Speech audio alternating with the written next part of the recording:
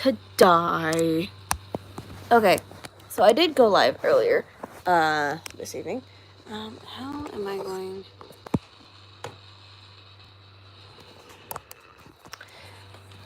The downside of having a phone as a recording device.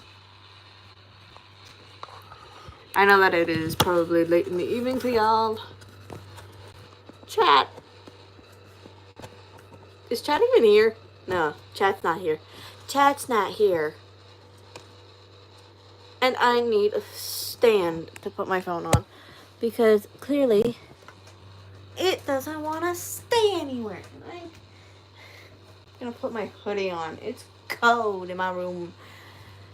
But at the same time, it's warm. I hate that. Where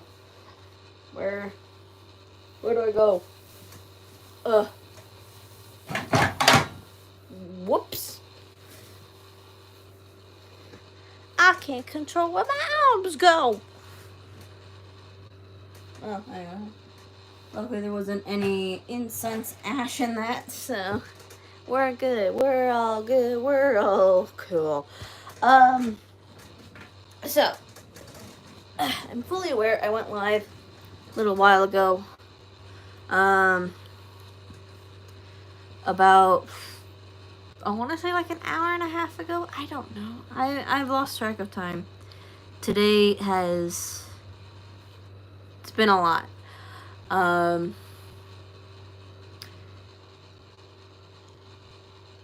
Yeah. It's just been a lot for me today. I woke up, went to church, sent my stepmom a nice Happy Mother's Day post, and did my show. Cried halfway through, which luckily I timed it just right. I let all my emotions out when I was supposed to cry.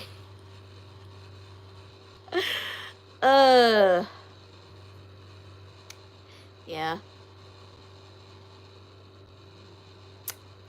It's, I have no idea how this channel is gonna go in the next several months. Things are gonna change drastically, and I know that some of you are so used to me posting on the regular, but people who have been here the longest know that I can go long periods without posting. I think I went almost a year without posting. I think that's the longest I've ever gone, was like 6 months, maybe. But I'm really grateful to you guys. We're at like 114 subscribers last I checked, which is awesome, actually. Because what I want to start doing is I want to get my friend Tinchu back into streaming so that both of us can stream Minecraft together. He typically plays Bed Wars, so that would be fun to do, is if we play Bed Wars together on Minecraft and I have a better gaming computer to where I can stream on there and all of you can see it.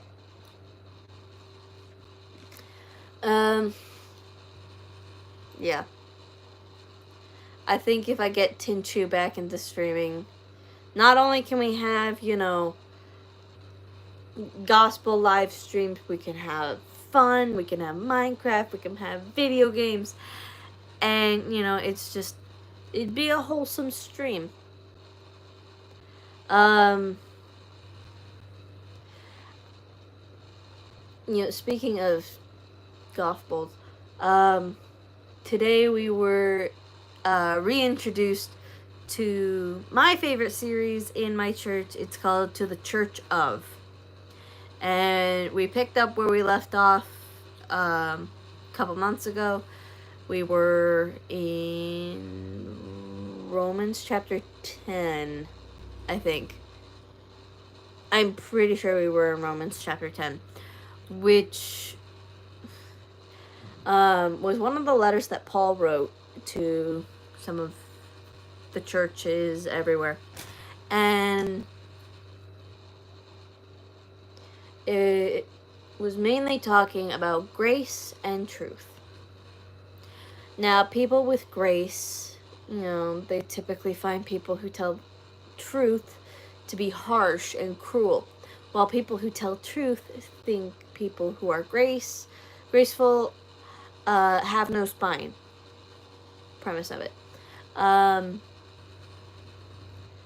But I think if you balance it out correctly, you can be graceful in the Word of God, but you can also be truthful. I'm currently trying to do that on my Instagram feed because I found this lady. Now, I don't know if this live stream's gonna blow up, but if it does, hopefully it's for the good reasons. I corrected a woman about her Bible verses because she was using certain Bible verses to support her claims on abortion. Not cool.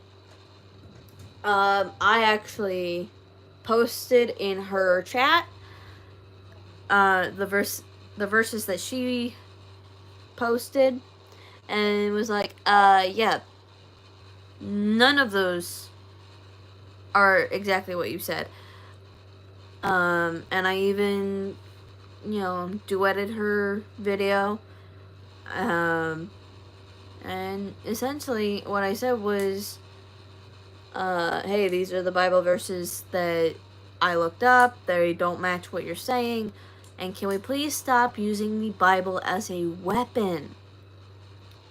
Point being is that, yes, society has taken scriptures in the Bible and twisted them so bad to where you can literally make anything believable if you have the Bible backing you up. You can pretty much make anything believable. That's not what the Bible was intended. The Bible is an instruction manual on how to live your best life. It is also a love letter from God to us. And I think a lot of people should understand that. So, I'm not mad that she used Bible verses incorrectly. I was actually getting frustrated at the other men and women in that chat replying to my feed with mixed emotions. Some of them, like, no offense to the women who support abortion, but some of them are not educated. If you are fighting for something, educate yourself on what you're fighting for. Because if you don't know what you're fighting for, then you are simply just... Imagine this. You're given a weapon of some sort, whether it's a gun or a sword, no matter what. And you're told to just shoot. You don't know who the enemy is. You don't know what you're doing. All you're doing is swinging around your weapon back and forth, and you're actually hitting your allies more than your enemy. Because here's the thing. I think women are the most powerful of all. Like, even in the Bible, you have these amazing women preaching the Bible, being devoted wives and mothers, and they are proud of it. I know that, in most cases, women these days do not want to be mothers. They want to be equal to men. Here's the reality. That's never going to happen. That is never going to happen. Women will never be equal to men. It's just a hard reality that most people have to face.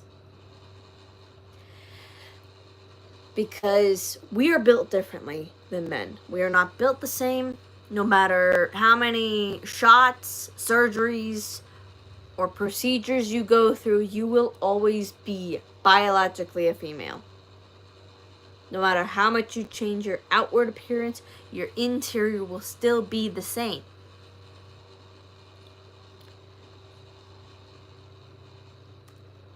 And the point being is that I know what I'm fighting for. I'm fighting for a better life for the next generation.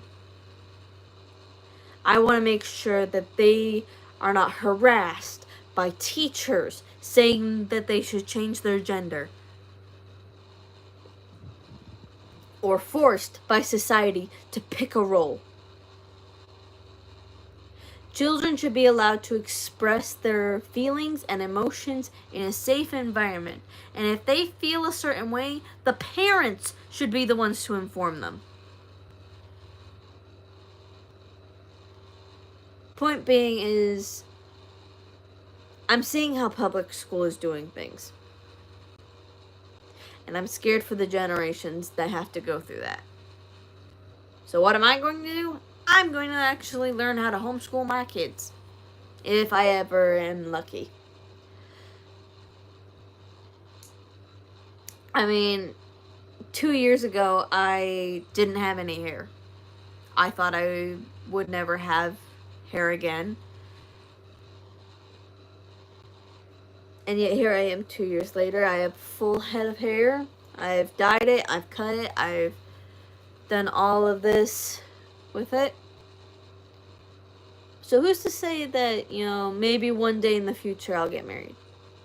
It's not the end of the world. In fact, I'm kind of tired of people saying that the end of the world is soon. Yes, I'm seeing the signs as well as everyone else who's religious. But I've seen all of these signs happen before. I saw it back in 2015. I saw it in 2019. I saw it in the beginning of 2020. People, proclaiming the end of the world. 2012, people thought the end of the world was then. And then they thought it was 2021.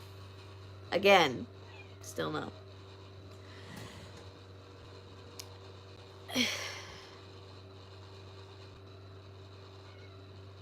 I think that a lot of people should learn how valuable life is. Because we live in a society where girls are taught to be adulterous, to sin, to be greedy and rude.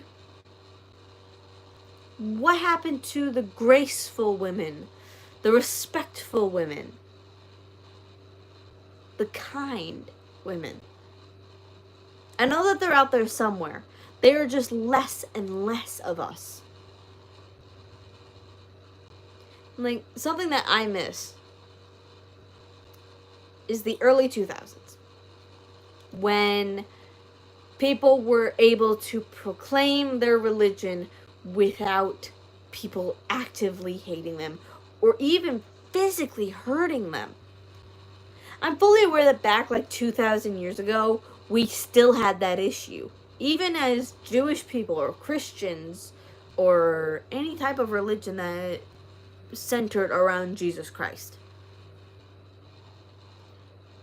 Christians and Jews have had the same fighting battle for centuries. They've been called out to be false prophets. They've had genocides. They've had wars. They've had so many things happen. And yet it's happening again. You have people sinning left and right. And then you have people who are trying to save the people who are sinning. And The people who sin lash out in the most unspeakable ways.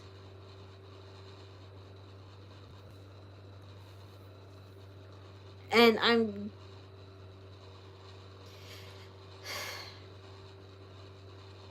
I just wish that some people would realize what they're doing and be like, I don't want to be this kind of person. I don't want to have to hurt people to get my point across. Because here's the thing. In every aspect of the Bible, God respects human life. Sure, in Genesis and Exodus, he was a wrathful, vengeful God. Because he wanted us to learn from our mistakes.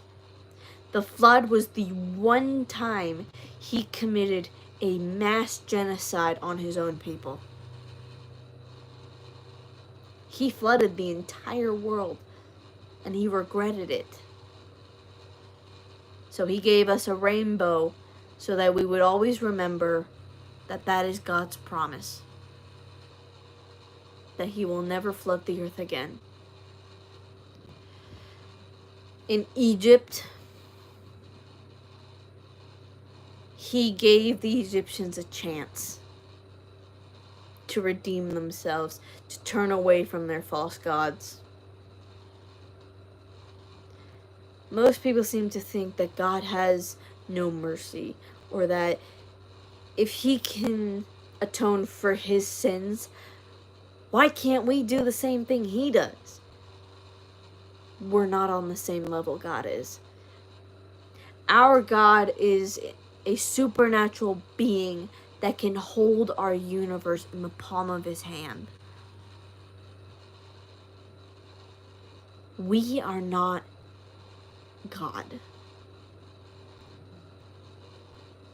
Abortion is murder. And I hate to say it, but I am really disappointed in women who support abortion, because do you even know what you're supporting? You're supporting a cause to get rid of future generations. You're trying to find an escape when God is trying to give you a gift. Yes, children are work. But if you love them, truly love them, they can be the best thing in your life. Even God says children are a blessing if you raise them right. I know I was a blessing for my dad. Sure, once I hit the teenage years, that was something else. But my dad has always had a special place for me because I'm the girl that made him a dad. I'm the firstborn in my family. And I am the only daughter still living.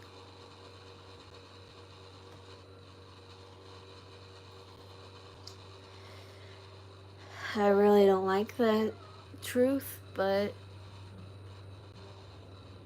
there it is. I am the only living daughter in my family.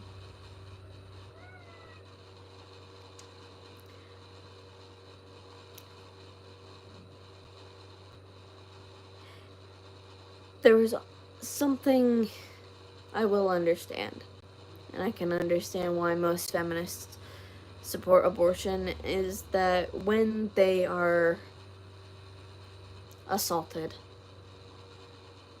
by either someone they trust, a stranger, family member, or a friend, and they find out that they're pregnant, it's scary to know that you're carrying that person's child and you don't want any part of that because you think it's going to be a reminder. I went through that scare. I had that scare. I made a video about it in March. But I didn't let that fear stop me. I resolved myself to the fact that,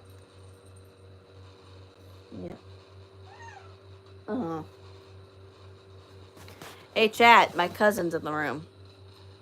Hello! There's currently no one here. There's no one here? I've been talking to a wall this whole time. So, what are you live on? YouTube! Oh. So why are you doing this? Because I'm bored. Okay. Kitty! Do you not have any place to promote your stuff to get people in? No. Oh. Okay. Hi, bud. Well, have fun. With talking to no one. You fucking schizo. That's my cousin. As I mentioned in my previous live stream, he's moved in.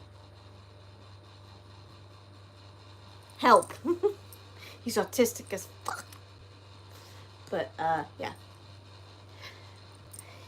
He's my emotional support cat. I'm sorry. I'm sorry, Pooh.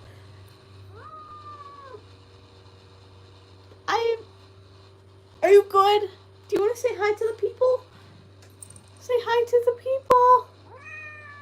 You're not happy that I'm holding you, are you?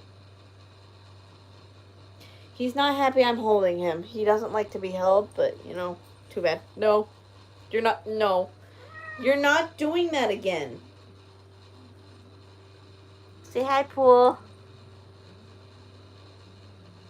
Yeah, no. He doesn't want to say hi. Twat. I'm giving you a hug. Why can't they give you a hug?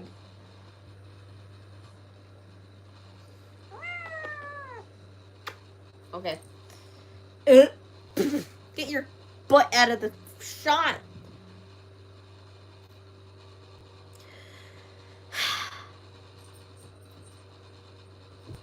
See, that's my child right there. Deadpool is my child. Anywho, yeah, back in February, I had a scare. And I put myself in the mindset that if I end up having my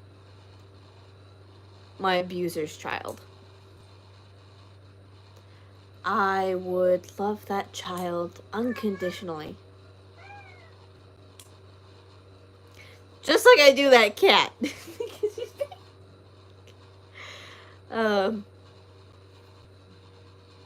Yeah, and I would just... I put myself in that mindset that I would never let any child I have go unloved. I was not wanted by my biological mother. She didn't want me. She didn't want my brother. She didn't want my sister. She never wanted kids. But she had us anyway.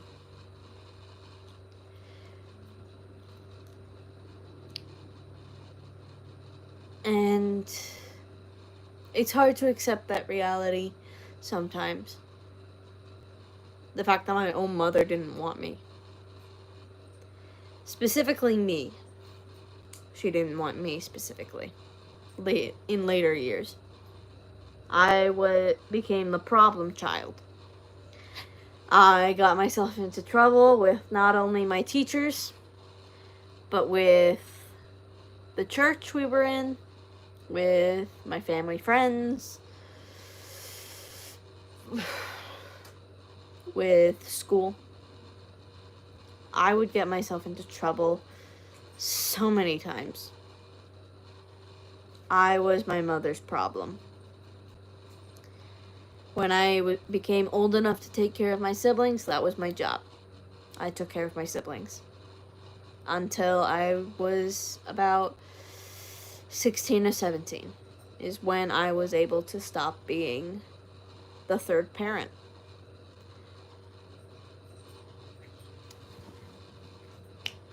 Me being the eldest is... Anyone who is an eldest daughter knows that there is a lot of pressure to be good and to be perfect at everything and to follow in the footsteps of all the greats. My mother wanted me, my biological mother, she wanted me to go into business. I hate business. I think it's stupid. I think it's useless. And quite frankly, it is. Especially where I'm from. Like, my side of the United States, it is useless. Now, me, I am a more hands-on kind of person. So I love crafts. I love to do anything I can get my hands on. Like, I will straight up reconstruct my own clothes just to make them look unique and cool and whatever. I'm an artistic person. I'm also autistic. My cousin's more autistic, though. He's on the other side of the spectrum. But... yeah.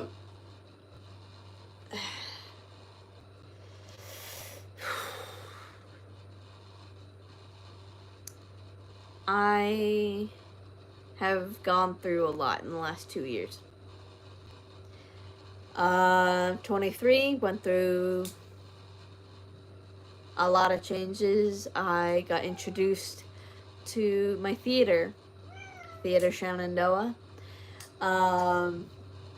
I met my first love, then broke up with him just before Christmas. Shattered my whole existence. Hi, bud. March, I got baptized. I lost my sister. We became homeless for a while.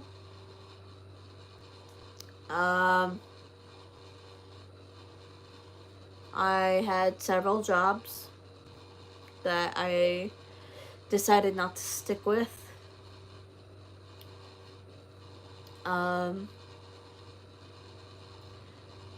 Lost my mother, my biological mother. I cut her out of my life because she crossed the line that she can't come back from. At least not in this lifetime.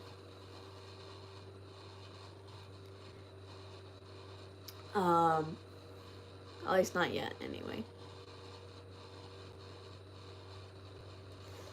I found some old friends of mine, so that was nice.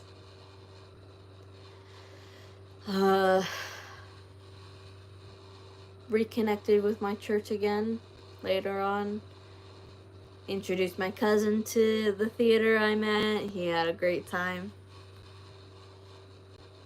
Tried dating in last summer. Did not go well. Yeah, I should not have gotten back into the dating pool. I fucking hated it. Worst mistake of my life, honestly. If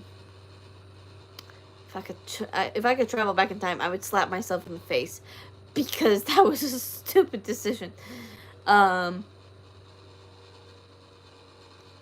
But yeah, I then started to accept my new stepmother. She's truly amazing. She actually encourages my dad to call me, because sometimes he gets very busy, in the where my stepmom lives, so he forgets to call me sometimes, and I'm over here in like Northern Virginia wondering what the hell he's doing.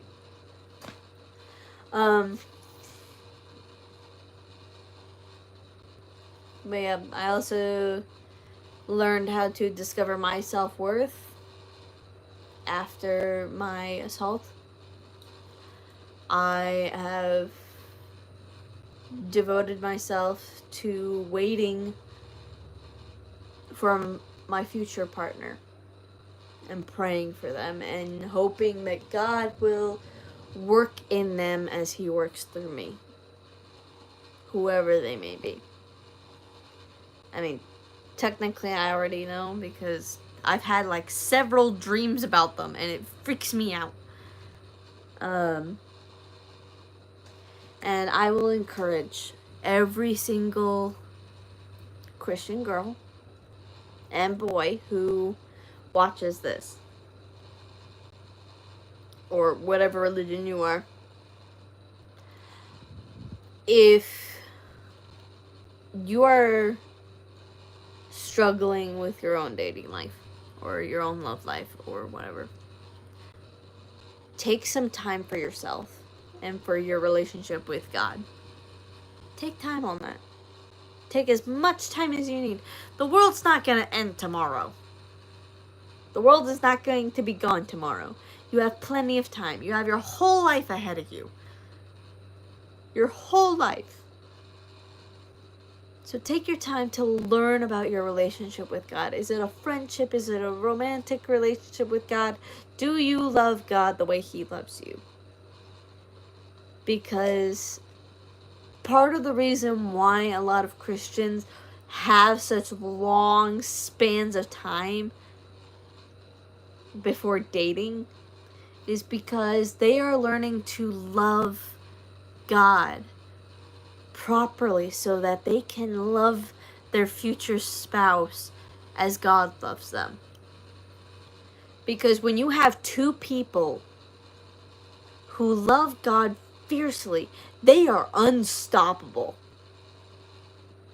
God can put them through any trial and they will come out stronger on the other end. It is amazing.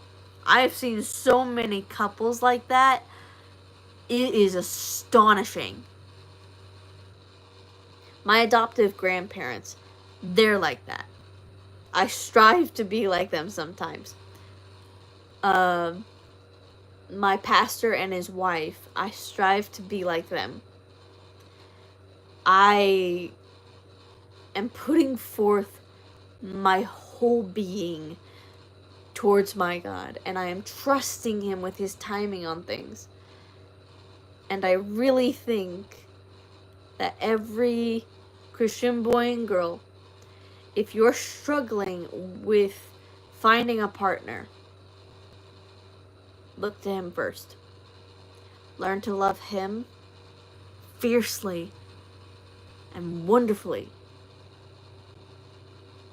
Because I will tell you this, it is truly amazing what God can do. He can do anything as long as it is His will. Now, if it's not His will, but you really, really want it, you're going to have to put a little bit more effort into your prayers. I'm going to say that a lot. Put effort into your prayers if it's not God's will. Because God will test you to see how much you truly want this thing. Whether it's a relationship, whether it's a job, or a new car, or a new phone, or healing a relationship with an old friend. Sometimes you gotta pray a little bit harder. But as someone who is a Messianic Jew and a Christian, it helps to pray, and pray as much as you can.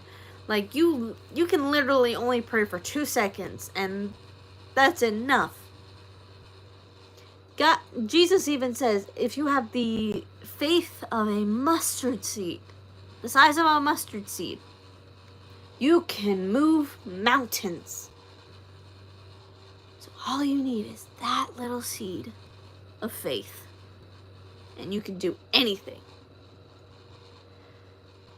I'm going to go ahead and wrap it up for today because I am tired. And I have a blood drive to go to tomorrow. Here I am at like midnight. And I've got a blood drive at 1:15 tomorrow. So yeah. Got that going for me. I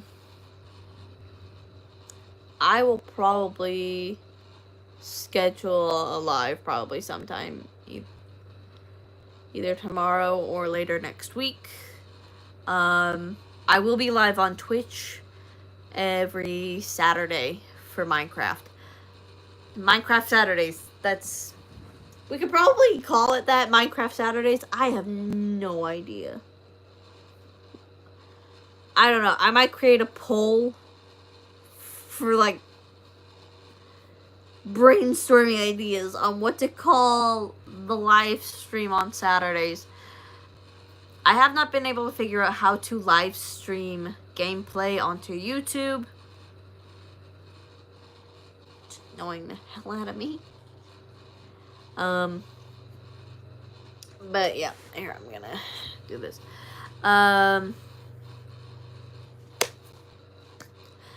I will probably just go ahead and see you guys in the next stream, whether it's, Saturday or next week, whenever. And, I hope you guys have a wonderful night. And don't forget to like, share, and subscribe.